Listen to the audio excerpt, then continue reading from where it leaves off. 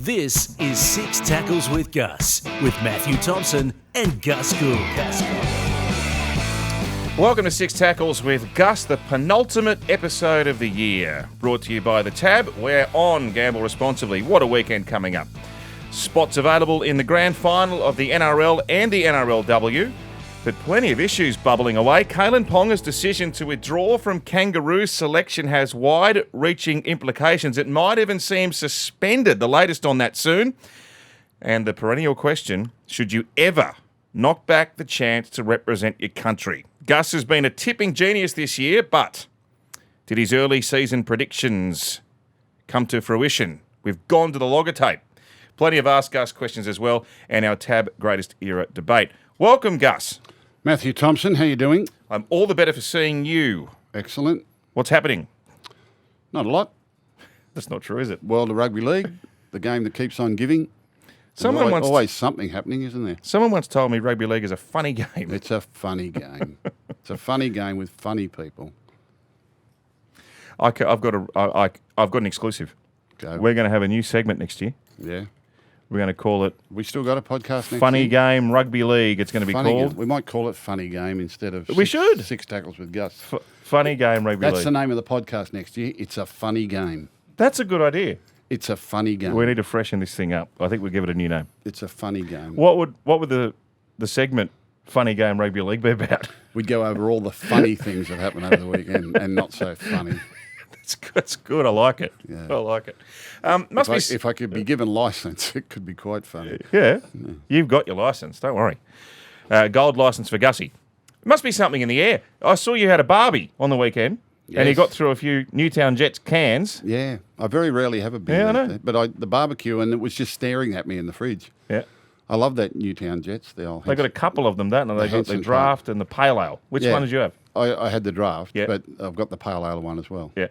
I ring up every now and then and just get a delivery. Good. And they're in the grand final this week. The They are. Newtown Jets are up against the North Sydney Bears in a New South Wales Cup, an old Foundation Cup. How good's that? North Sydney Bears versus the Newtown Jets. You watch it on 9 Now this week too, by the way. Yep. I had Friday night off like we talked about when you were out working with you and Gal and all the Queenslanders who were ganging up on you, although the New South Wales team got the money. I had a barbie too. I cooked up a storm on the barbie. It's a lovely time of year to be barbecuing. Yeah, I'm not a great cook. They said I burnt the sausages. I don't think I did. I like them a little bit crisp. I do too. Yeah. So, but yeah, I had half a dozen beers, which Did you wake up with a headache? I very rarely do. No, it was okay. No. Did you have a big steak? One of those Henson Park beers is not enough. You've got to have a couple. Yeah. But I very rarely drink these days. The Newtown people have done a great job of keeping that club bubbling and relevant. But Amazing. it's a cool. They've made it a really cool brand, haven't It's they? amazing. It's amazing. I mean, if you walk around the Newtown area, Marrickville area, around Newtown and all those sort of inner city areas, Tempe, where I was born, and you're not wearing a Newtown Jets hat or T-shirt, you are out of fashion. You are out of fashion. When you played at Henson Park back in the day, and you look over at the people at the game, a lot of colourful identities at Newtown games. Oh yeah, Yeah. yeah. Well, back before I played there, I mean, Dad was a Newtown supporter. He worked at Newtown Police Station, and there were a lot of his workmates who used to play for Newtown. They were the Blue Bags in those days, not the Newtown Jets. They were the Newtown Blue Bags. And they used to say the team was full of cops and criminals. And they all played together in perfect harmony. Oh, very funny. It wasn't much different with the Jets, I'll tell you. Peter V'landys and Andrew Abdo on 100% Footy Monday night. What'd you make of their appearance? Any comments that sparked your attention? No, it was interesting about what they had to say about the expansion and the future of the game. I think that's probably the topic on most people's thought process at the moment and what that means for all the other clubs going forward. I actually had my own meeting yesterday with Peter V'landys over a number of subjects, and expansion was one of the topics that we talked about. Yeah, I mean, they work hard. Andrew and Peter V'landys work very hard. They work long hours and they're very, very accommodating, and they've got a lot of people to answer, not two, but they've got a lot of people that they answer, and they try to make as much time for everybody as they can, and they get as many opinions as they can, and they've got to make some tough decisions at times. But James Bracey and Michael Chammas did the interview, and they handled it pretty comfortably, I thought. Was the bunker on your agenda? with your meeting yesterday? No. Didn't mention the bunker? No. No. No. Don't mention the wall. No. All right, well, we know you've cleaned up with the tipping throughout the year. A few people have won a bit of money. Early season predictions. We've gone back to the tape to hold you accountable. Wow. What'd you say about the Panthers? Panthers will four-peat this year. Well, there's certainly a chance. Yeah. I don't know that others have improved to the position where you say they won't, and they're certainly going to be strong again, even though they've lost a couple of players, but they've obviously got young fellas coming through, and they're still the team to beat. They are the benchmark. Okay. 4-peat. It's an extraordinary performance. They're favourites to win it now, aren't they? If they win this weekend, and I think they will, that'll be 5 grand finals in a row. Now, no team has done that since the mighty Southside in 1967, who played 67, 68, 69, 70, 71, and they lost in 69 in that famous grand final to Balmain. Yes. They won the other 4, but they won 2, lost 1, then won 2 more. And they were a great side. And it was amazing because that was that took over from the St George era, which was 1956 to 1966. So we had a St George Dragons who won 11 premierships in a row, and then when we went straight into a 5-year domination from the South Sydney Rabbitohs, who went from 67 to 71. Yeah, that's amazing. And that was incredible back then. And since then, things have sort of bobbled around a little bit. We had Parramatta that won 3 in a row back in the early 80s. Bulldogs won a couple in a row. Canberra Raiders won 2 out of 3 there at one stage, or 3 out of 6, or 5 or 6 there at one stage. Broncos won a couple in a row. And then we didn't have anyone win 2 in a row until Roosters did it. And then the Panthers now have won 3 in a row, and I think they'll win 4. I said I remember when Panthers were going for their second one, people saying, can they win 2 in a row like the Roosters? I said, I think they'll win 5 or 6. Salary cap might get the better of them there, and it's certainly diluted them. If they had all those players available, no one would beat them. They wouldn't even get within a bull's roar. But salary cap has diluted it a little bit, but other names have come in, and they've still got the nucleus there with a very strong contingent, and I think they'll win again. So only, in addition to the St George team, 11 grand finals, and South's 5, there's 3 teams on 4. Para 81 to 84, Melbourne 06-09, and then Penrith. So if they win this week, they go to a 5th grand final. They join South, like you say. Extraordinary performance. Wonderful era. Wonderful, wonderful era. All right. Yes. A few people were tipping the Dragons to finish last at the start of this year. Not Gus. It's a good, strong experience, and they're going to run roughshod physically over a number of teams in this competition, and they're all durable blokes. I think, people mix on their own. If they run last, I'll walk from Wollongong to Belmore for charity. They just won't run last. We got that, please? We got it. Very good. What's that? We've got that on tape. What did I say? You never know. Well, it won't happen anyway. It won't happen anyway. They won't run. I've been saying it for years. They've got a good side. I know that. They were in second last last year. I don't know how. I don't know why. Saved yourself the walk anyway. Well, that was the easiest bet of all time. They were never, ever going to run last. Ever. No.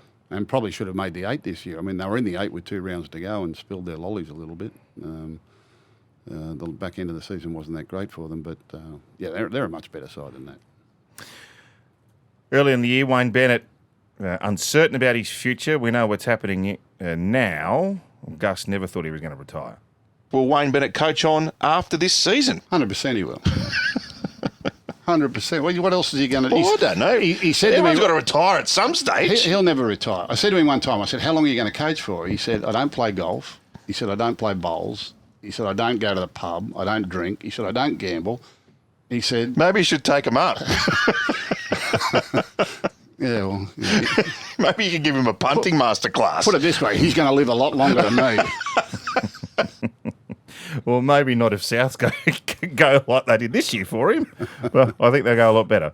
The great Johnny Peard, he used to open Johnny Peard was a funny man. The great Johnny Peard, remember Johnny Peard? He was a funny man. He used to host a lot of luncheons, and he took off Paul Hogan on a Rugby League New Faces one year. Did he? His act was he came out and did a Paul Hogan act. He was brilliant, absolutely outstanding.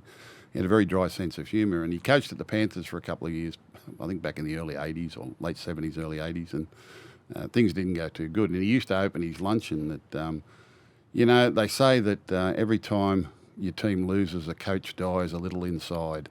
He said, so I'm really happy to be here today after coaching the Panthers.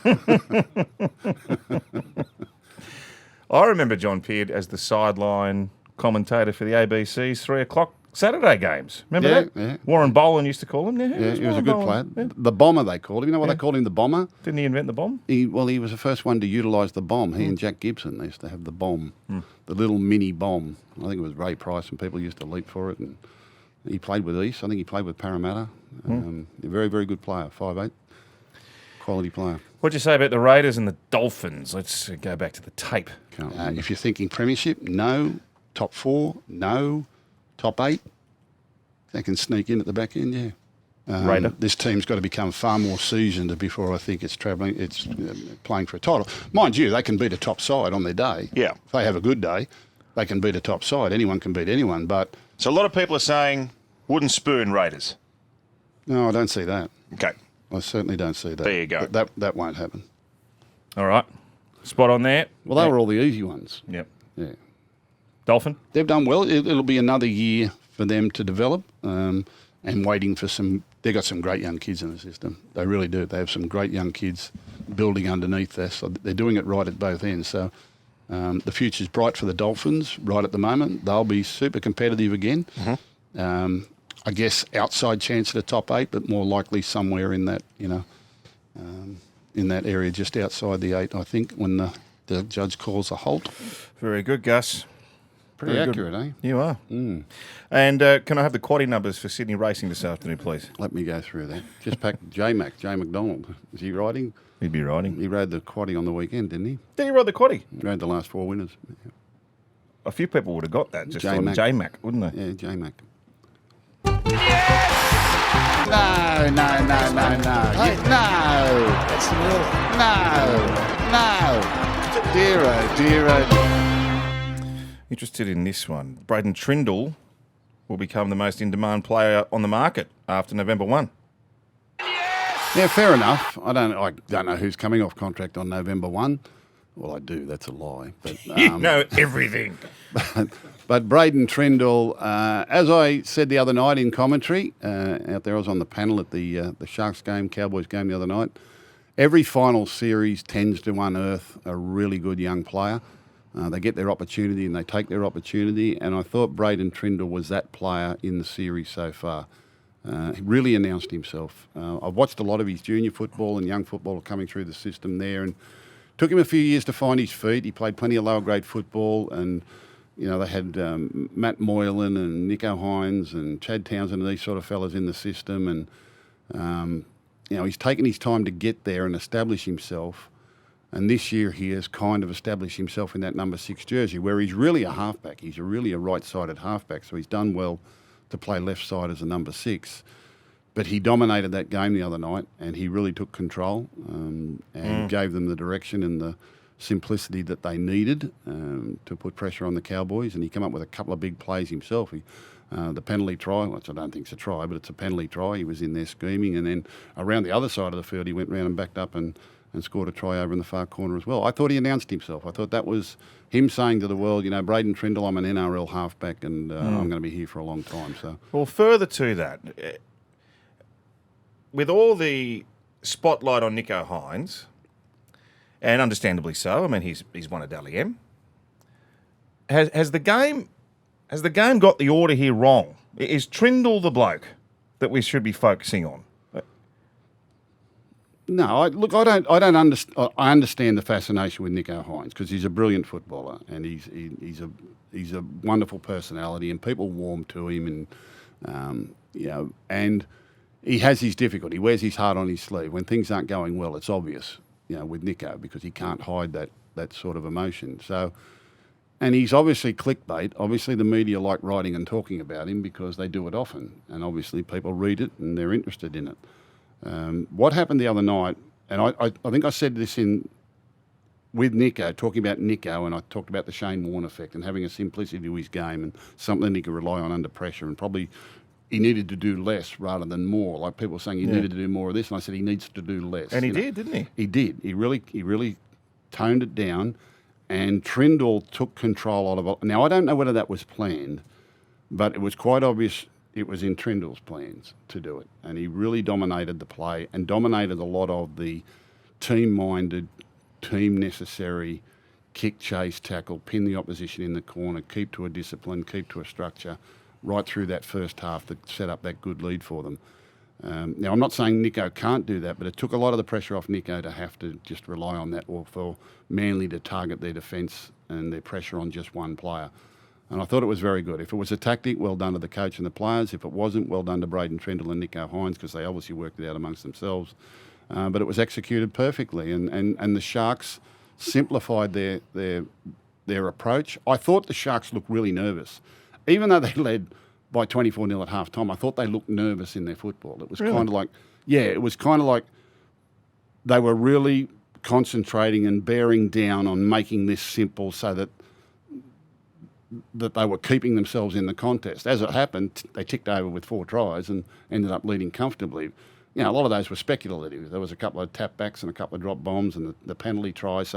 And then the one brilliant try off the running play at the back end of the half, because now their confidence was starting to grow a little bit and they were starting to execute their plays. But, you know, the first 3 tries were all opportunistic things off kicks and drop balls. So, but that's finals football. Old coach once said to me, finals football is about boring football and fifth tackle pressure. Fifth tackle pressure when they're kicking it, fifth tackle pressure when you're applying it. You know, it's amazing how many big games have been decided on those moments. You don't really get to score the tries that you normally do in club football in good, close finals encounters. Same with Origin, you know. A lot of these things are opportunistic efforts off the back of fifth tackle pressure. Boring football, fifth tackle pressure. You hear players talk about it all the time. You know those boring interviews they do at half-time when they run up to a player and stick a microphone in his mouth and says, how's it going? Yeah, we just need to get to our kick and we just need to control the ball and, you know, and then we'll be okay. It's the same interview every time. I don't know why we do it. But basically that's what's drummed into every player. You know, let's get to our kick. Let's control where they get the ball. Let's cage them down in their end of the field. And, you know, we'll work off the pressure from there. And that's what wins big games. That's what wins big games. I'm so glad Panthers are 3 times defending premiers because of that. I'm glad you said that, and I'm glad you mentioned Origin, because I wanted to just bring up the Cowboys here. One of the things that you talked about with Origin, and it's the Queensland thing, like jerseys in the frame. You know, they talk about the jerseys in the frame. Yep. If you watch that game back around the aerial kicks and loose balls, there were no Cowboy jerseys in the frame. No. Now, I found that really, really weird. They were very lethargic. I don't know what game the Cowboys expected. I don't know whether it was... See, they've been up and back from North Queensland a couple of times, regularly in recent times. I don't know whether the big game at home against Newcastle took a little bit out of them, but they weren't ready for that finals football. They just weren't. And they probably weren't ready for the Sharks' discipline and the Sharks' hard-nosed approach to that first half. Now, in the second half, it loosened up after halftime straight away. And at one stage, it even looked likely that they could race home and win the game. I mean, they split them a couple of times at 24-12, they split them 2 or 3 times. And then it got to 26-12 and 26-18. But at 24-12, you kind of thought next try is really crucial, or next score is really crucial.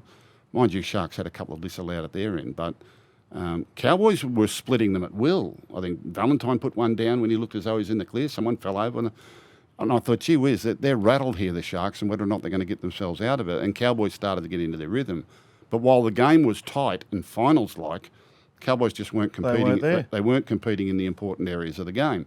And that's pretty been much them all year. Yeah. They've been a team that will outscore you. They won't out-grit you. They'll just outscore you because they've got so much talent. And finals are not like that. It's why the 2 top teams in our competition are the 2 top teams and have been for some time, because they play that hard-nosed finals style football. And, I thought the Sharks did it really well in the first half. I thought it was a feather in their cap too, not so much in the second half to repel the comeback, but when they had a couple of tries disallowed and the comeback was on, but they had a couple of tries disallowed themselves, and sometimes that's the one that breaks you. Not the try you concede, but the try that you score that gets disallowed. Now, twice they walked back towards halfway thinking they scored a try, and the bunker found something wrong with it and disallowed it. That's the one that can eat into your psychology, and you say, well, tonight's not our night. You know, maybe, gee whiz, the football gods are against us, you know. But they managed to grit their teeth and get through that little period. So not only were they sort of repelling the Cowboys trying to get back into the game with a bit of flamboyance, they had to get over the fact that, you know, the bunker wasn't kind to them either a couple of times up there on the try line when it looked as though they had the go-ahead or the winning score. So they did well. And that's a confidence builder. You know, they'll sit down this week and the coach will get them together and he'll say, these are the really good things we did, you know. And I think they started nervously and I think they started cautiously. I think the game went a lot better for them than they were probably thinking in their own minds it was going to be. I don't think if you'd have put a blowtorch to their belly and said at halftime you're going to lead 24-0, there would have been a believer. No one would have believed that. But the simplicity created the opportunities for them to score, and they took them at 24-0. Now, there are a lot of positives in the way they went about that they can take into this game, and they're going to need it because they're playing against the best. All right. Ben Hunt has been usually Australia's go-to utility. Connor Watson will take his place in the Australian team. Well, he's a chance, isn't he? He's a chance, Connor Watson. He's still playing footy. Ben Hunt's having his off-season. Yeah, well... And didn't finish the year well. Yeah, I know. That's what I say about the rep teams. I mean, the rep teams should be picked from those that are playing in the big games at the end of the year. They've got the form on the board. And Connor Watson proved his worth in Origin. I think on this podcast we said exclusively that he would be playing in Origin this year. He missed game 1 through a little injury, but got there for game 2 and 3, which they won. And he's a very versatile type player. He can play in any position, and particularly in the key positions. He's a great backup for key positions, and he's got his own strengths as well as either a lock forward or a dummy half, and they're invaluable. I think that, you know, he'd be an inspired choice. And it would be a wonderful achievement for him. He had a terrible time with injury. He had a patella rupture a couple of years ago and really struggled with that into the middle of last year. In fact, we spoke to him at the Bulldogs. We looked like signing him there at one stage and put him through all sorts of medicals to see how he was going. And he was actually trying to get back and play to the back end of last year. And our medical advisor told him to stop training, that he shouldn't train, that he'll be 100% by 2024. But he should stop training now because it's not going to get any better the way he's trying to push himself. And he was pushing himself because his club had sort of told him they weren't real sure if they're going to re-sign him. Yeah.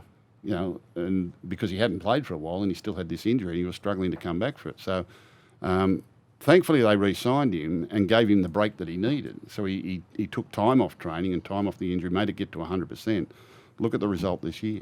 He's shown what a wonderful player he is and a versatile player he is. Well, I mentioned Watson in that question because he is an Origin representative. I know there's a big push, and Andrew Johns and Brad Fittler in particular, there's a big push for Tyrone Wishart. I mean, they're falling over. Availability is a problem for Mel Meninga, and these end-of-season series, that is inevitably the case. But there is a push for Wishart. Yeah, I've seen Tyrone since he was a kid. My son Yeah, actually played in representative Oztag teams with him. He was so little at the time. Yeah, you mentioned he's that. grown into a big, strong boy, but he's... look, I think that's premature. Okay. You know, I think another season maybe before you do that with him, but you know, it could come down to availability. It could come down to who's actually fit and ready to play. And he's playing with the Melbourne Storm. They're going to go to a grand final, and he's going to be a part of it and a major part of it. And he's proven he can play a number of positions. He's a very, very good ball runner. He's very deceptive, and he's willing. You know, if it happens, I won't say that's the wrong thing to do. I won't knock it at all. I just think it's a little bit too premature, but I'm not sure who's going to be available. And if they did play him, he'll do a wonderful job. I would think probably he's a certainty for Prime Minister's 13. No, Melbourne will be playing. He won't be able to play in that. It's the week after the grand final, isn't it? What's that? Prime Minister's? Prime Minister's, yeah. I don't know. Freddie's coaching it. Yeah. Yeah. They usually do it the week before the grand final. When are they doing it? I think it's the week after. Really? Brad told us last week. It's Okay. been moved to the week after. So I don't know. Would he be available? I suppose he would be. No, they might. If he plays in the grand final. Well, no, maybe they won't. I don't know what the qualifications are. I've lost track of all that. Last one. If the Titans sign Regan Campbell-Gillard, they'll play in the finals next year. Yeah, well, what a forward pack. It's pretty good, eh? What a forward pack. I I'm scratching my head as to how or why they need him. I mean, don't get me wrong. I think Regan Campbell-Gillard's a really good player. He's one of my favourite all-time players. And I think he's still great value at this age and where he is in his career. And I think he's got a lot better than probably he was Parramatta's Player of the Year this year by the length of the straight. And he got that award even though they've told him he can go. What about that? It's rather extraordinary. But of all the clubs that I thought were looking out for big, strong middles, Titans would have been at the end of a very long list. I don't see how that's the priority for them. But anyway, they're the ones running their roster, unless they intend to let someone go. Well, Tino back from injury. Yeah. Fodawaker. Yeah. Who else they got? They've got Jolliffe. Yeah. Got the other boy who's going to the Warriors. Aaron Clark. Yeah, and they've got Fafita. They've got Beau Fermor. They've got a solid forward pack. There's nothing wrong with the team. No. Maybe they want a bit of professionalism in there. I thought Titans really thought Dez's first year at the Titans would be a lot better than what it panned out. There was a bit of a flash in the pan period during the middle part of the year where I thought, well, he's getting them right now, and then they sort of fell away at the back end of the year. But they are finals. They've got a finals roster. I'll say that much. And there are a few teams in the same boat. The interesting thing this year is, this year in 2024, there were 4 teams who made the 8 last year who didn't make the 8 this year. The year before that, there were 3 teams who made the 8 the previous year, didn't make the 8. And the year before that, there were 3 teams who made the 8 who didn't make the 8 the following year. So we seem to have this turnover in recent times over the last 4 or 5 years of 3 or 4 teams that make the 8 and don't make the 8 next year. And when you look at the 9 teams who did not play finals football this year, there is a reason why pretty much all of them will improve. Why all of them will improve. Yeah. So the turnover in teams, are you saying teams make it and then drop out? Yeah. Yeah, right. Yeah. So there were 4 teams from last year's final series that did not make the finals this year. Yeah. And the year before there were 3. And the year before that there were 3. And the year before that there were 2. Yeah. So there's always 1 or 2, but the last couple of years there's been 3 and 4. Yeah. And that's how competitive it's getting at that bottom end. And every team that missed the 8 this year has already started on their campaign for 2025 while the others are playing finals football. You know what I find interesting about that is that the teams that managed to leapfrog into the 8, none of them have kicked. But none of them have seemed to have consolidated a place. You know what I mean? Because the comp's been dominated so much by those top teams. We did I did the stats for our club, for our coaches, and just talking about the turnover of top 8 teams that make the 8 for the first time in a while and turnover, and trying to see if there was any sort of familiar or anything familiar about them that they all got wrong or they all got right, or why it fell away. And it usually comes down to injuries or changes in personnel, or just didn't come up, just didn't play as well, or the competition got stronger. And a lot of it comes down to the competition that got stronger. There's very few teams that have failed to make or that have made the 8 in recent years that didn't deserve to do so. And when you look at these teams, you've got Raiders, Dolphins, Dragons, Broncos, Warriors, then Titans, then Parramatta and Rabbitohs. Who would have thought Parramatta and Rabbitohs would be back there in 15th and 16th Well, no, but they were the Broncos and the Warriors. The Warriors were top 4 last year. Warriors were top 4 last year. Broncos played in the grand final. You've got Wayne Bennett going to South. You've got a new coach going to the Eels. You've got Jerome Luai going to the West Tigers. You've got James Fisher-Harris is heading to the Warriors. Broncos will obviously improve. There'll be a big post-mortem after their season last year. The Raiders are always competitive and should have done. And then when you're looking at the top 8 sides, you look at the ones that might be most vulnerable dropping out and big roster changes. It's going to be extremely competitive again next year. I suppose the point I'm sort of making, like Newcastle finished 5th last year, didn't they? Yeah. Off the back of Kalyn. Instead of consolidating that place, they've snuck in an 8th spot and gone out week 1. Yep. Yet no one can seem to grab hold of it. No, it's competitive at that level. But they're in, go back to week 1 of the finals this year. I mean, the top 4 sides played 37-10 and 30-10. I mean, Melbourne and Penrith just flogged them. And then the next week, those 2 teams that got beat, Sharks and Roosters, go and win. Went back and beat Manly by 40, and the Sharks beat the Cowboys. Yeah. And Manly and the Cowboys had flogged their opponents the previous week. So from 1st to 8th, there appears to be gaps. From first and second through to third and fourth, and then from third and fourth into 5, 6, 7, 8, there's a gap.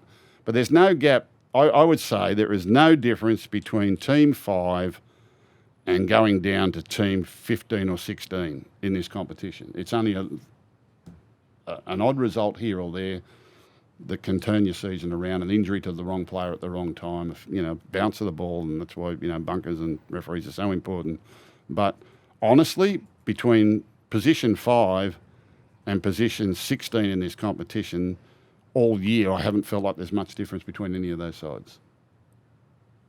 Well, if you miss the 8, if you're a fan of a team that missed the 8, therein is your hope heading to 2025. Absolutely. All of them have got a reason to improve.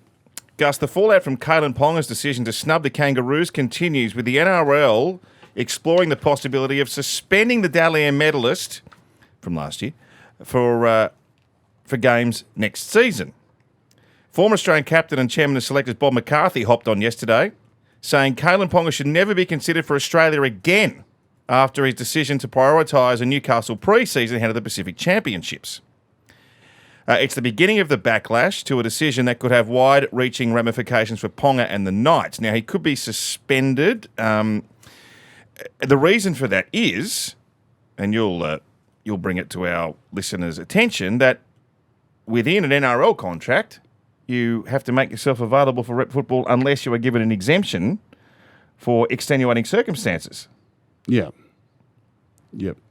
So saying that I want to prioritise Newcastle and I want to win a comp and that means I can't play for Australia doesn't wash. Yeah. So Section 3.1 of the NRL playing contract. The NRL playing contract is a big document. It's like 50-odd pages or something. It used to be. I can't remember right now. But Section 3.1, players' general obligations.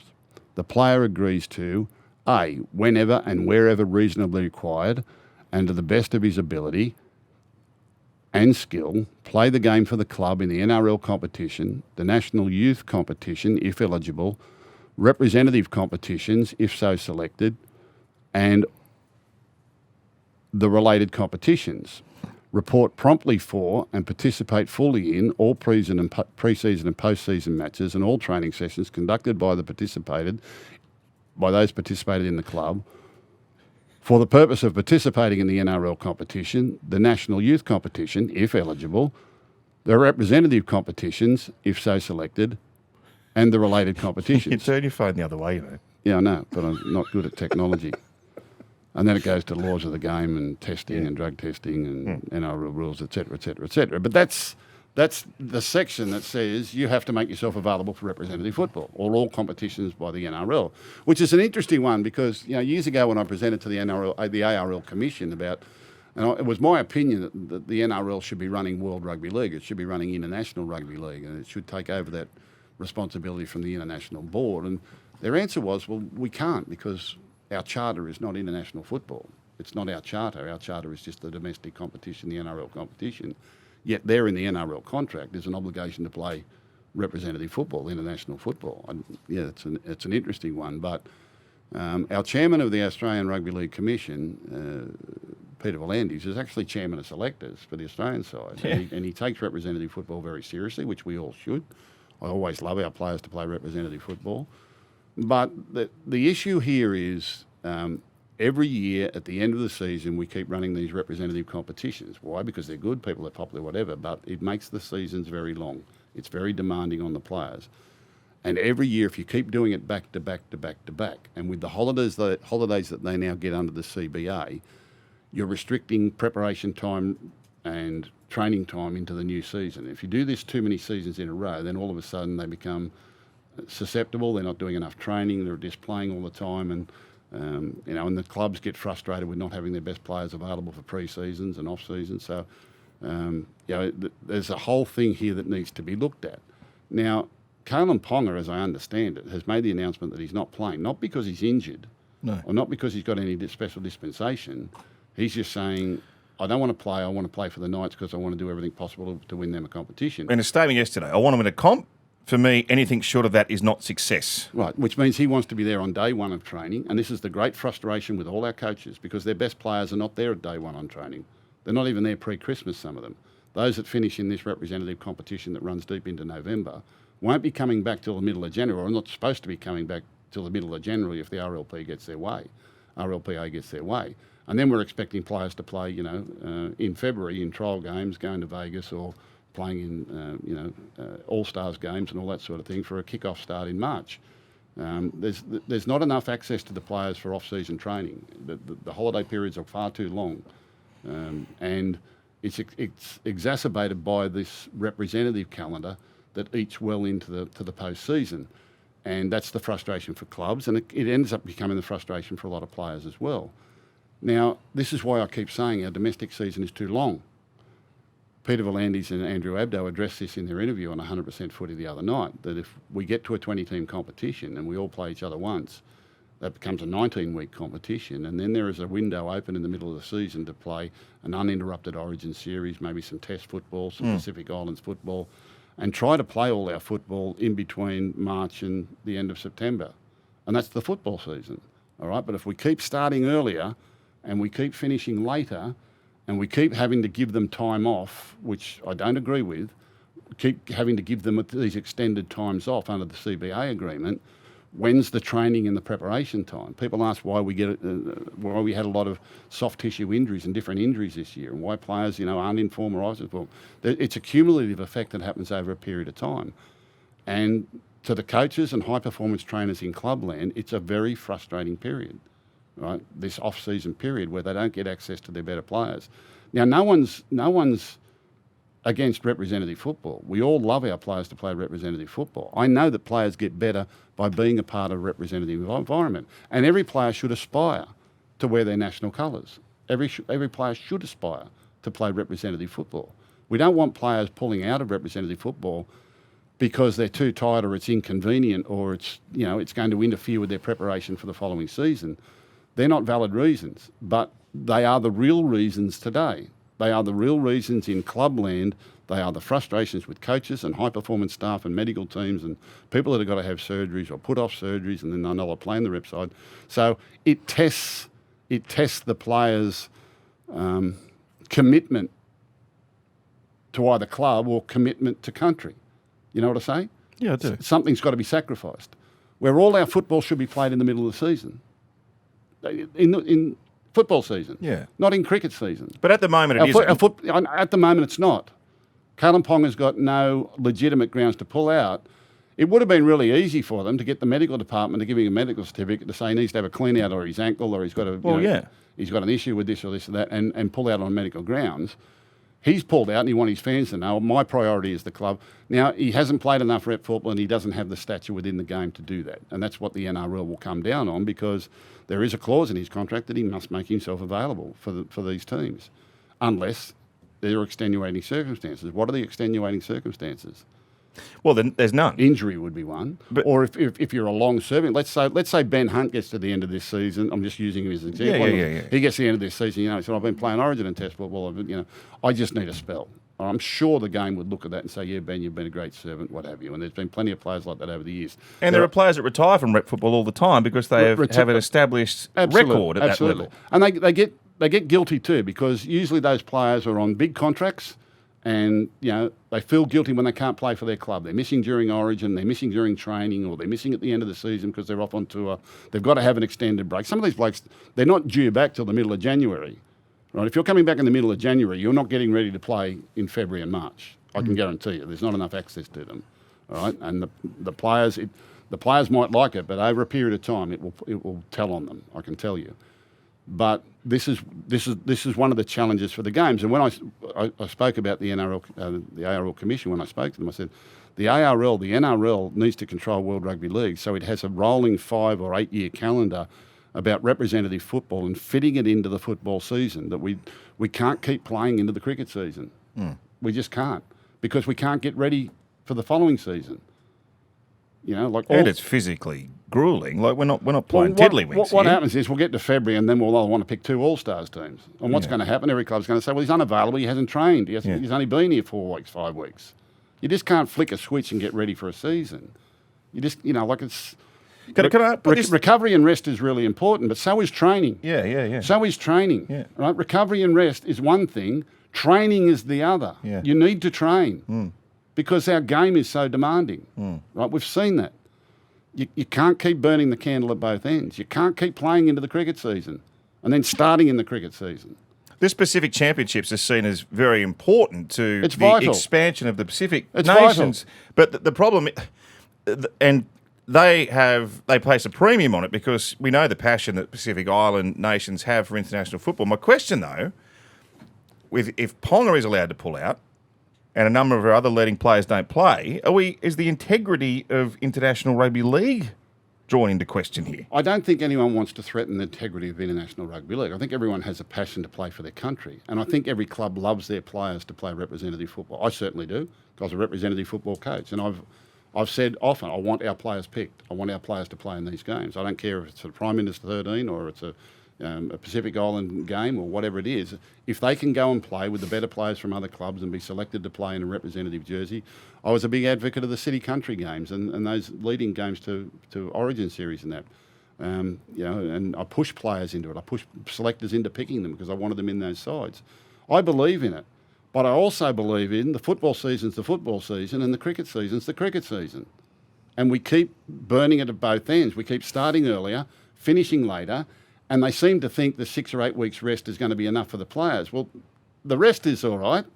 Where's the training? Where's the preparation for the next year?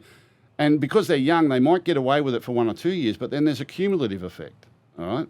And I'm not saying for the older senior players who have been doing this for 10, 15 years and they get to their 30s and their body's established and their mentality's established, maybe they don't need to train as much. But some of the younger ones really do. They really do need to be training. And some of their early careers, if they're getting into rep sides early, really impinges upon their development because of the fact they're not training enough. They're not available for training enough. Go and talk to any NRL head coach, any NRL. Don't take my word for it. No, I'm an old has-been. I'm just a dinosaur.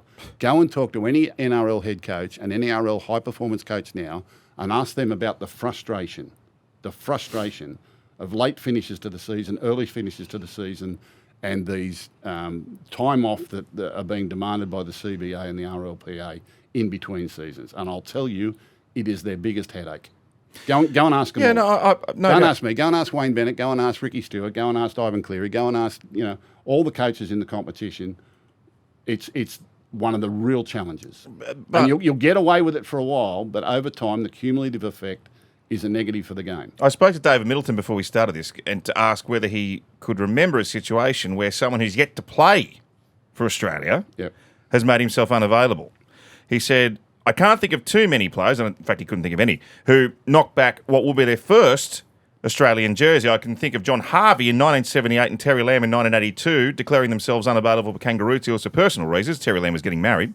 But those circumstances were different. So David couldn't really remember a circumstance where an uncapped Australian, someone who has not played international football for their country has knocked back the chance to do it before. Back in the old days, back in the eras where I was, we didn't start playing until March or late March. Like Easter was seen as the start of the football season, which is in April, and the game was over on the last weekend in September. Every 4 years there was a Kangaroo tour. Right? Every 4 years there was a Kangaroo tour, where the players would jump on a boat or a plane and go to England, and they go away for 6 or 8 weeks, and they'd come back, but they'd still be back, training after Christmas. And in the old days, we didn't start training until after Christmas. Some didn't pull on a sand shoe until February, because the competition didn't start until, late March, early April. Oh, no, it's a totally different environment. It's a totally different environment. Totally understand. And we're burning our players. That's why I keep saying there's too much club football. Yeah, but there's too much. But the reality is, he hasn't got grounds to withdraw. You're saying you understand his desire. You're talking about Kalyn Ponga. I'm talking about the game that's led to this. I'm talking about the reasons that have led to this. So you think he should be allowed to pull out? No. No? No, I don't think he should. Nor should he. But the way the rules are and the way that I understand if there's been pressure to bear on him or pressure to bear on Newcastle to make this decision. Yeah. Because I understand the frustration. And I understand Kalyn's frustration. I understand the club's frustration in all of this. Don't talk to me. Go and talk to the experts. Go and talk to the coaches and the high-performance coaches I totally get it. in clubs. But there's and people what they'll do is they'll trot out some bloke who's an RLPA bloke and say, oh, no, you've got to be DD, you don't understand this, you don't understand that. I understand the time off thing. I understand the relaxation time. I understand the demands of the modern day player. But I also understand the demands of training and preparing and getting ready for what we put them through in the course of a season. And I also understand, I've been saying it for a long time, we play way too much club football.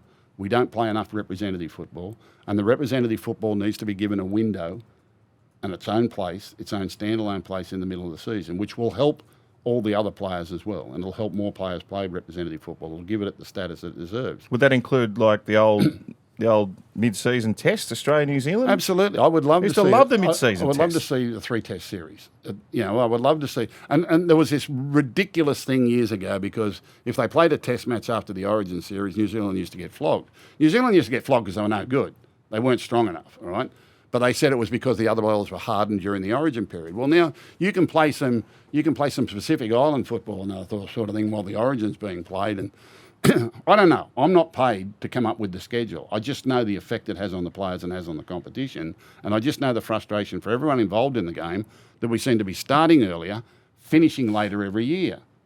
The cricket stumps are still out in the middle of the pitch when we get to training. There's still people in white flannels walking around.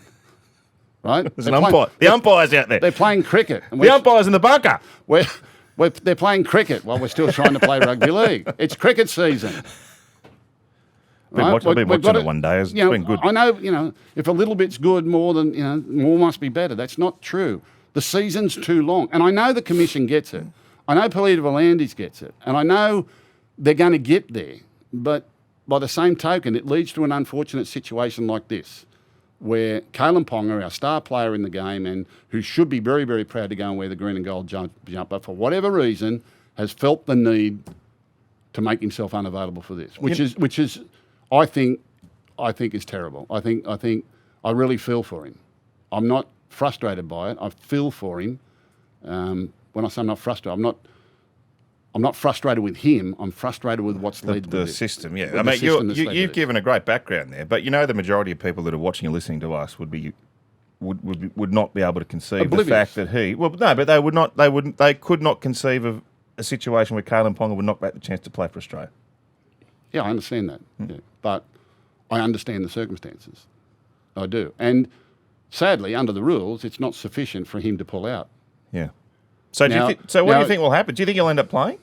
Because he will be suspended if he doesn't. I think there'll be a conference. I dare say, I mean, if I was Peter Volandis, I'd have Kalyn Ponga down here in the office now and say, what's up, mate? How's it going? What's led to this? What are you feeling? What do you feel? Blah, blah, blah, blah. There's a great pride in this. Look, we'll fix this, if this is your concern. But we don't consult, we don't consult the clubs enough on this. We don't consult them enough on this part of it. And the demands of the season and then the demands again of the representative class season and how late we finish. You might find someone in clubland that disagrees with me. I doubt it. You might find someone. You can go and get some high-profile players who, want their holidays and the RLPA's got them 10 weeks holidays a year, you beauty, and when we need time off. Of course they need time off. Of course they need rest time. But your club needs preparation time. Not everyone can just roll in January and pull their boots on and play football. They just can't. And if you do it too often, you do it at cumulative effect. I didn't want to get onto this, but anyway, don't listen to me about it. Go and ask someone who knows. Why wouldn't I listen to you about it? Go and ask someone who knows. You know more about it than anyone. Ask Gus. Zane, has wrestling and players using MMA-style tackles hurt the game? Does wrestling and MAA... Has wrestling and players using MMA-style tackles hurt the game? No. That's an open-ended question because... No one likes what the wrestle was doing to the game, and those that were good at it, dominated games. The wrestle, I could go back the history of the tackle technique right back from the 70s right through to the modern day, and why wrestle techniques and everything have been important. But the wrestle training they do today is actually an integral part of physical preparation for the demands of the game as they are. All right, so it's a very, very important part in building the body and the strength and the resilience to be hit and twisted and pulled and pushed in the directions that we do. There was a time in our game where clubs were dominating because of wrestle tactics, and the rules were trying to catch up, and we were trying to get the game faster and trying to outlaw wrestling, and we went through that period of grapple tackles, and then we had, all these different types of tackles they talked about, and chicken wings, and, all sorts of rubbish that they had. There has been a negative element to this over the years, but I think now we've got the balance a hell of a lot better, and the wrestling tuition from wrestling experts, is actually an integral part of the training and the preparation for players. Physically? Not just in tackling, but in being tackled. Yes, okay. In getting into position to play the ball and getting up off the ground quickly and being out, like every time I run the ball, if I'm a forward, every time I run the ball, I'm going to run into a collision with three blokes, 3 times my body weight. That's just what collision is, in the game these days. You're 2 outed and 3 outed in tackles for the big forwards in the middle of the field. So I run as fast as I can for 10, 15 metres, and I'm hit by 3 times my body weight, and then there is a pulling and a pushing and a getting to the ground and holding down exercise that goes on. And they're all trained to do it, which is good. And I think the training has assisted with that. And it's actually helped with injuries, and it's helped with the quality of the game in the way it's played. But for a time there, it was a detriment to the game because it was slowing the game down and was putting pressure on referees and everyone trying to work out how they're going to speed up the ruck. So we had artificially created speed in the play of the balls, which made the game like touch football, and we've bounced between this dominance of attack and defence and tackle technique and rule changes and referees and frustration and too many penalties. Well, now we'll make them 6 agains. Well, what was that for? I don't know. But now you feel the mix is right. We're getting closer. Yeah, absolutely, we're getting closer. Yeah, we're getting closer. Although it's a different game today. Look at all the points that are scored. It's a different game. Isaiah Yeo breaks a record for most appearances for Penrith this week. Rye wants to know, the record he breaks is Steve Carter's. You coached him. You know Isaiah. What's the one quality they both share? Toughness, selflessness. I think toughness, to play that many games and play for the club, you've got to be unbelievably tough. Both of them. You don't play that amount of games unless you've got the ability to play with injury and play under pressure, and both had that. I first saw Isaiah, I remember the first day I saw him, it's a vivid memory with me. I drove down to Goulburn for a pre-season under-20s trial, or it might have been under-18s trial, an SG ball trial. Panthers were playing Canberra down at Goulburn. And I drove down to get down there for the kick-off, and I parked my car at the end of it. I like to watch the game behind the goalpost. And I watched the first half, and I got out of the car and walked over to the huddle at half-time, and I think the coach was Garth Brennan. He might have been the 20s coach, and we were with the SG ball coach, and he said, "Who'd you like?" I said, "I didn't mind that string bean fella, Yo." I said, "Where's he from?" They said, "He's from Dubbo." And they told me that his father had played first-grade rugby league. And I remember it distinctly, and I said, "I don't mind him." Anyway, the rep season went on, and I'm looking around, and I'd go to the games, and I said, where's that Yo character, Jimmy Jones said, "No, I sent him home to Dubbo." I said, "What, no good?" He said, "No, he goes all right." He said, "I just sent him home to Dubbo." He said, "Why?" I said, "I've sent him home to play A grade against the men." I said, "Oh, what, not good enough for it?" "Oh, no, he's going to be good," he said, "but I think he should go home and play in Dubbo against the men." He sent him home as a teenager to play A grade football in the bush. He was a centre then, wasn't he? No, he was a back rower. Oh, he was always a back rower. He came back and he played in a premiership winning, 2013, he played in the premiership winning NYC competition under 20s. He played in that side as a back rower. And then the first game, I think of 2014, Panthers were playing Newcastle at Penrith Park. It was going to be a hot day. And Penrith had a couple of injuries, and Ivan was looking for a centre. And we decided on Isaiah Yeo to mark Joey Leilua. So on debut, to play out of position in the centres and mark Joey Leilua. And Panthers beat him on the day, and Yoey was terrific.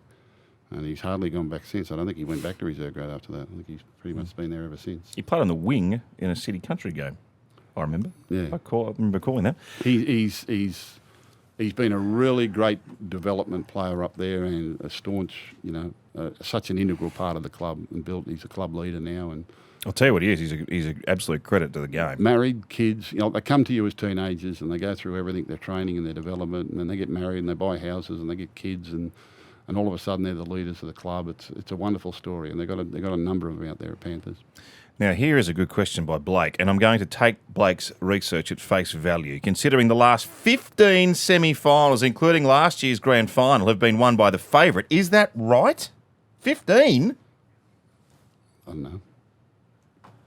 That seems a lot. Anyhow, All the finals so far have gone to the favourites. Is it time to go to a top 5? Oh, that would really highlight me as a dynasty. I like the old top 5, but I get it. 19, we've got 17 teams now. Top 8's good. It's good. It's a good final series. But to the point you make, just because you make 8th place doesn't mean your season's a success, does it? Well, it's seen as the pass mark. It's seen, depending where you're rated at the start of the season. I mean, if you're tipped to win the comp and you run 8th, it's not very good. If you're tipped to run last and you run 8th. The Broncos would have been happy running 8th. Yeah, well, I know one club that's extremely happy about making the 8th. Yeah, of course. And I think, and they all fight so hard for it. I mean, I can tell you, Newcastle Knights feel a hell of a lot better than the Canberra Raiders. That's just how it works out. There is this thing about playing finals football, and your fans get one more week, and they get to go to the big dance, and it's really, really important for your club. That's the goal, to get to the finals. It's a big achievement, particularly in this competition, because, like I said, it's also competitive in that congested middle part of the competition. They all fought hard for it, so it must mean something. Mm-hmm. The ones that didn't make it are extremely disappointed. The ones that did make it are elated. But then, as the final series goes on, particularly in recent times, the good sides are just so good. That's the challenge. The good sides are so good. They're just so good. And the Melbourne Storms and the Panthers and the Roosters have dominated for this period. Sharks have been there for a while, and now they've finally won a semi-final. Can they go to the next level and win one this week? That's their challenge. And other sides are sort of semi-regular. They're in and around of the lot. We see a fair bit of the Cowboys and Manly at different times, and everyone else sort of bounces in and out. And that's why it's hard to get there, because there are so many that, the top 3 or 4 sides can honestly hop on one leg and make the finals. And they will again next year. They'll just hop on one leg and get there. We go to 19 teams, we might have a top 10 again. No, they don't want that. I remember the top 10. Half the comp was in the finals. I could go with top 6. Probably not top 5. I could go with top 6 and give the top 2 teams a week off the first. I don't mind top 6, actually. Yeah, but it's a good recognition. Top 8, yeah, I understand it. It keeps the competition going right until the last round. I mean, it wasn't until the last game of this season that the top 8 was decided. Very true. Last game of the season, the top 8 was decided. So that's excitement. That's producing entertainment. That's a product. And in fairness to Newcastle, that was a good game. The first week of the finals up in Townsville. Yeah, they put up a real fight. They did. Rugby league has had its fair share of iconic eras. But honestly, I can't get enough of the high-scoring, line-breaking, flick-passing, magic-rounding, origin drought-breaking, Vegas-flying, simply the best era of footy we're in right now. And with more stats, insights and markets than ever, it's the best time in sport, and Tab has the best app in sport. Tab, we're on. What are you really gambling with? For free and confidential support, visit gamblinghelponline.org.au. Time for the Tab Eras debate. The time for sport is now. Thanks to Tab, you win some, you lose more. Free confidential support, gamblinghelponline.org.au. What are we doing here? What's been the best NRL grand final entertainment? What are we asking Gus for? Say Tina Turner and then we'll wrap it up. The best grand final entertainment. The best grand final entertainment. What was his name? Billy Idol? Yeah. It didn't quite get going. The power didn't get on. There was the television, the Optus television that fell apart. Television that fell apart. The old days it was just marching girls, the Scottish band, and they let some pigeons go or doves go at the start of it, or balloons. I used to talk to teams about it. I said, "Where do you want to be when the balloons go up?" I said, "What are you talking about?" I said, "Grand final day." So they always let the balloons go. Balloons was a big highlight. Oh, it's spectacular! Look at them. That was entertainment. The balloons go up. You know, in 91, when you think, well, I wonder where they fly to. In 91, they had the parachuter. He got stuck on the roof. Yeah, and we had the other bloke in the jet, the robot, jetpack. Yeah, jetpack. He went around in the jetpack. What, in 91? I don't know, one of the ones. And he went around to the cricket ground. I think it was the Canberra Manly grand final. Gee, they're going back a long time for the jetpack. Yeah, the old days entertainment. You didn't go to the football for the halftime entertainment. It became a thing. And it's became a thing because it's a big thing overseas. I mean, the halftime entertainment at Super Bowls and all that is legendary, and we've become really good at it. Tina Turner was a fascinating promotion for our game, but I'm just as happy to go to the football and hear Jimmy Barnes or something like that. Well, it's funny you say that because a couple of years ago, I was just thinking about my favourite moments. I was sitting there in the box. I think it was 2022 grand final, and Joey was next to me, and it was a beautiful evening, and we were looking out towards that southern end of a core stadium, listening to Jimmy Barnes sing Working Class Man before the grand final, I thought, you know what? This is a moment in time. Yeah. That was good. Yeah. That was cool. And grand final entertainment has taken on a new thing because we're nighttime grand finals, and with the new techniques and the lighting and the laser shows and all that sort of thing, and Origin, the entertainment is fascinating. It really is, and it gets better and better. But the old days, it was a few. Remember the old marching bands and the marching girls with the marching they twirled the banner around, and then just before they let the balloons go.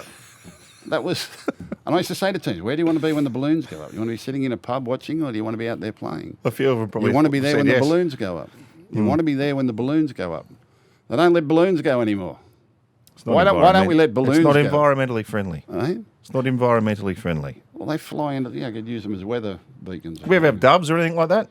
No, they used to let doves go too. Did they? Pigeons or something, I don't know. Bill Laurie. The kid Leroy, he's the grand final entertainment this year. Now, he, young Indigenous artist, he's just a global sensation now. But I think he grew up around Redfern and he's got an affinity with South Sydney. So there's a bit of a rugby league link there with the entertainment this year. Lovely.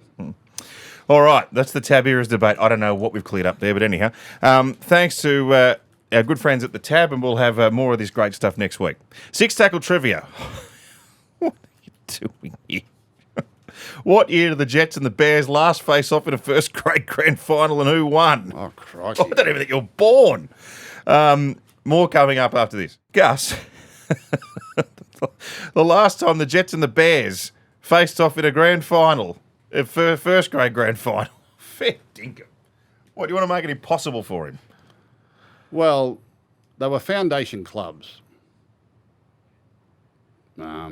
And I'm assuming the Jets won, Newdown won, because I don't think the Bears have ever won one, have they?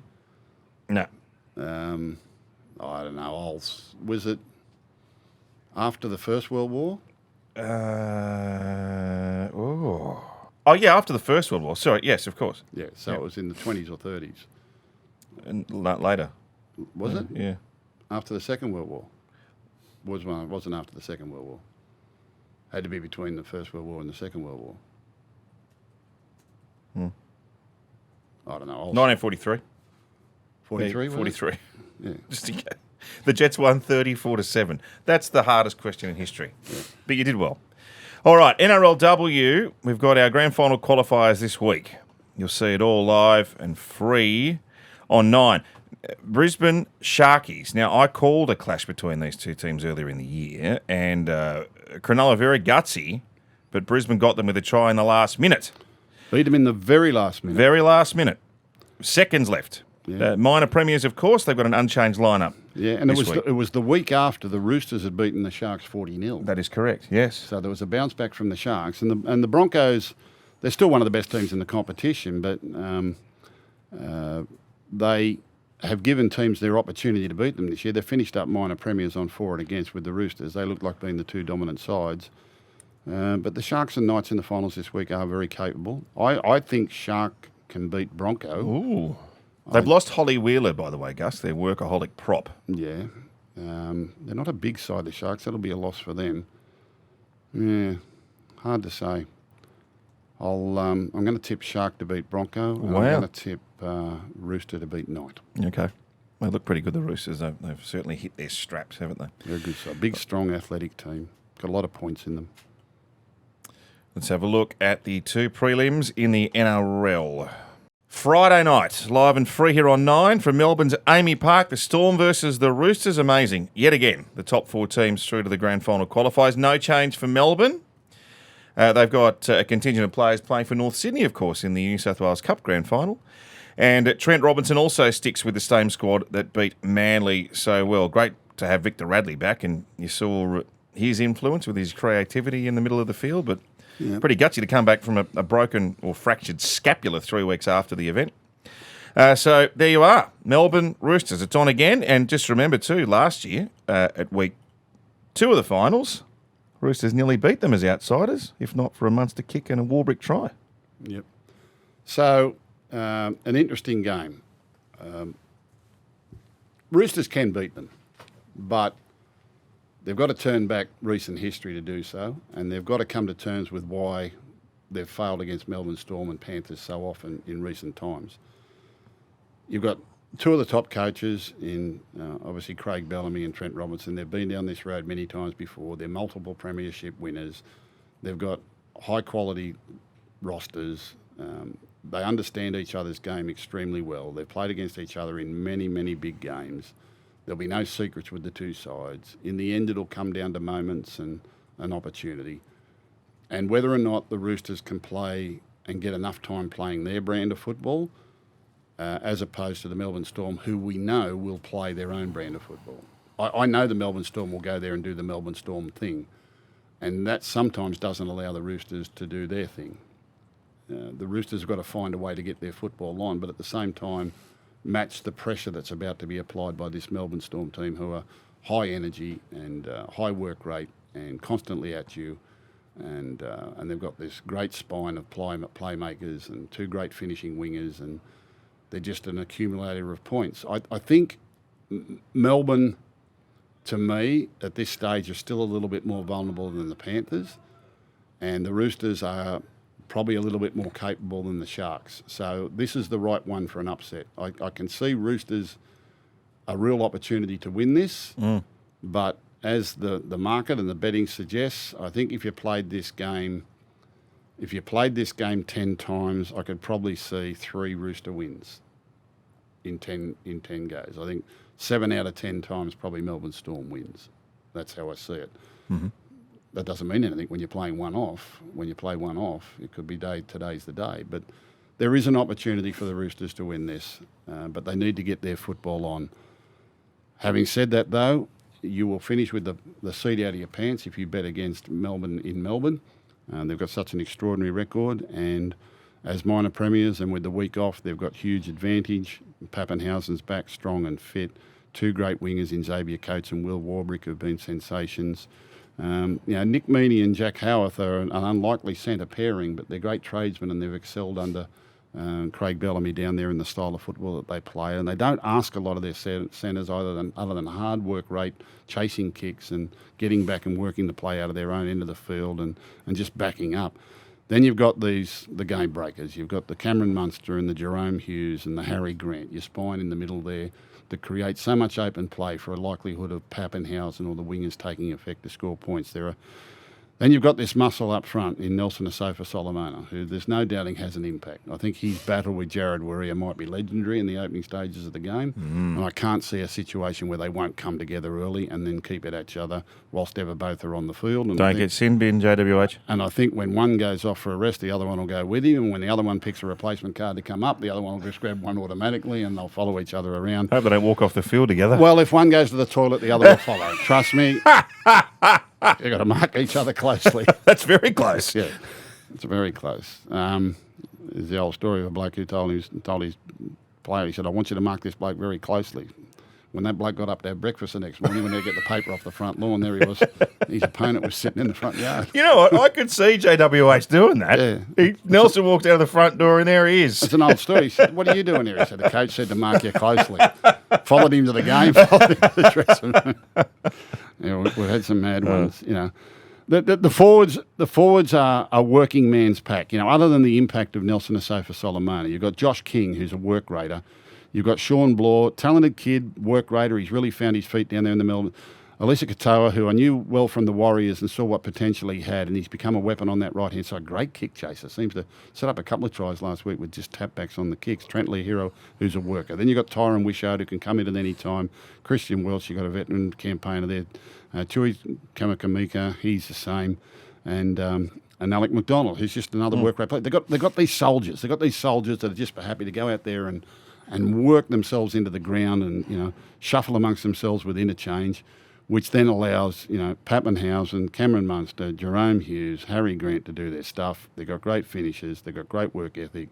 They control the ball. Their kicking game's excellent. They just don't allow the Roosters to play their style of football, which means the Roosters have got to force it, and then Roosters get into error, and then errors get punished. Roosters even last week, with the traumatic start that Manly had to the game, where they lost 2 players in the first 2 tackles, it really made a reshuffle, and Manly were on tilt right from that moment.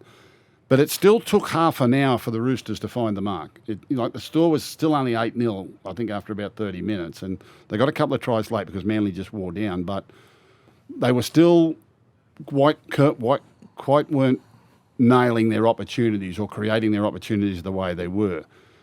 There's so much experience in this side. I mean, Lindsay Collins and Warrior Hargreaves and Angus Crichton and Tilly Tupanua and Victor Radley, I mean, they've been playing together for years and years. And then you've got the impact of Spencer Leniu, Nafahu White is a terrific young player, Nat Butcher, who's been a regular in the side, Terrell May, who's a good bench.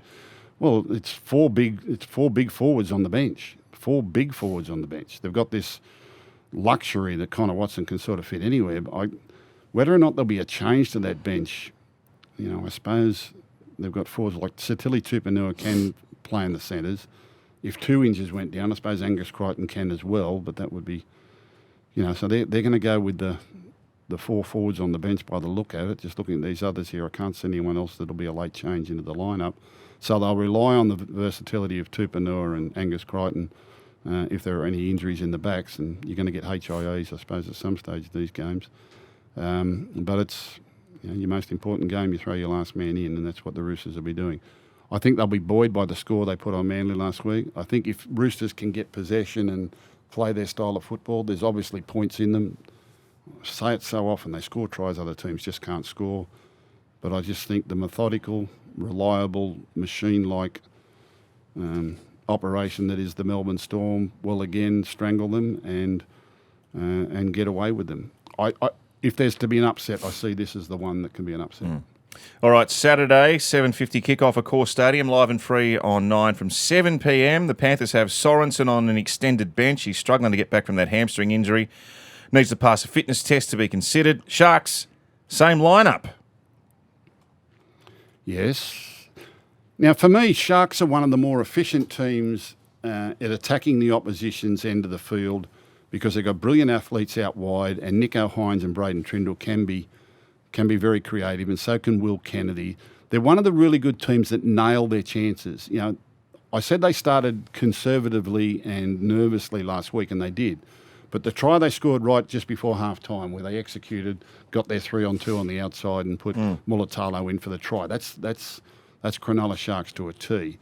And if Panthers have shown some weaknesses, in the back half of this season, it's been in the defensive reads of their 2 centres. They are vulnerable in that area this weekend. So if Cronulla are able to get enough ball at Panthers' end of the field, I see opportunities for them to score points, where in previous years I probably wouldn't have said that. But the problem for the Cronulla Sharks is going to be getting to the Panthers' end of the field, because Penrith they just don't allow you to do that. Penrith, they're like a giant python. They just keep you at your end of the field. You can put the sprinklers on at the other end. You don't get down their end of the field.